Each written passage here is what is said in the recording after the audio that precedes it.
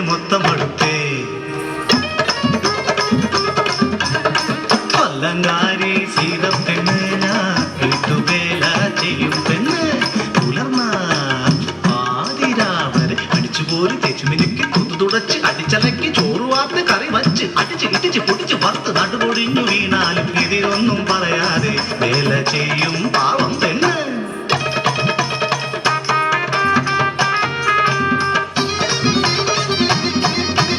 ഒരു വീട്ടിൽ ചെന്നപ്പോ തമ്മിലടി അമ്മായിയമ്മയും മരുമോളും പോരാണെന്നേ.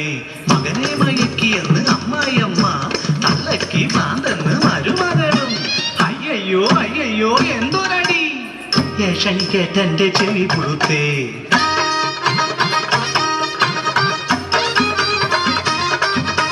വേറൊരു വീട്ടിലോ സംശയമാണ് ഭാര്യയ്ക്ക് സംശയം ഭർത്താവിനെ. വേലക്കാരി പെണ്ണിവൾ കുളിച്ചൊരുങ്ങാൻ പാടില്ല, കണ്ണെഴുതി പൊട്ടിട്ടാൽ തെറി വിളിക്കും. ആണുങ്ങളെ മയക്കാൻ വന്നിരിക്കുന്നു.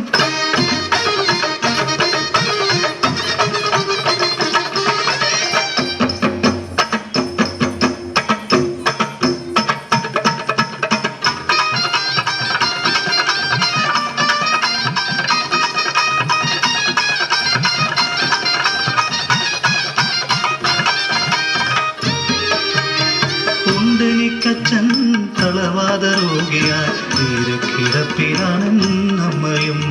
കുഞ്ഞനുജത്തിമാർ പഠിക്കുവാൻ പോകുന്നു, പാടുപെടുന്നു ഞങ്ങൾ ജീവിക്കുവാൻ. പുതിയൊരു വീട്ടിൽ വേലയ്ക്ക് ചെന്നു ഞാൻ, അവിടുത്തെ കാര്യം കഷ്ടമാണേ. അതിസുന്ദരിയായ പാവം മരുമകൾ, മുഷിട്ടയായൊരു അമ്മായി അമ്മയും. സ്ത്രീധനത്തുക ചൊല്ലി അമ്മയും മകനും പാടുപെടുത്തുന്നു പാവമ പെണ്ണിനെ. ക്രൂരമായി അടിക്കാറുണ്ടവർ, ഭക്ഷണം നൽകാതെ മുറിയിൽ പൂട്ടിയിടുമവരാ സാധുവിനെ.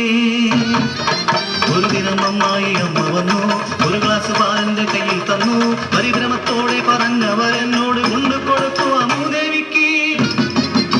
സംശയമില്ലാതെ ചതിയെന്നറിയാതെ പാലുമായി ഞാനാ മുറിയിലെത്തി.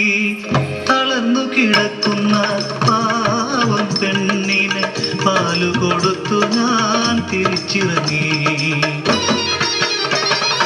അലറുന്ന ശബ്ദം, മരണപരാക്രമം, വാതിൽ തുറന്ന് ഞാൻ കണ്ട കാഴ്ച. നുരയും പതയും വന്ന് കണ്ണുകൾ വിരിച്ച് തല തല്ലി നെഞ്ചു പൊട്ടി മരിക്കുന്നൊരാ പെണ്ണ്. തലമുറയിട്ടോടിയെത്തി അമ്മായി അമ്മ നെഞ്ചത്തടിച്ചു പറഞ്ഞു, പൊന്നുകക്കാൻ വേലക്കാരി എന്റെ മോളെ വിഷം കൊടുത്തു കൊന്നേ. സ്തബ്ധയാ ഞാൻ, ബോധം മറഞ്ഞു പോയി. ഉണർന്നപ്പോൾ ചുറ്റിനും പോലീസുകാർ.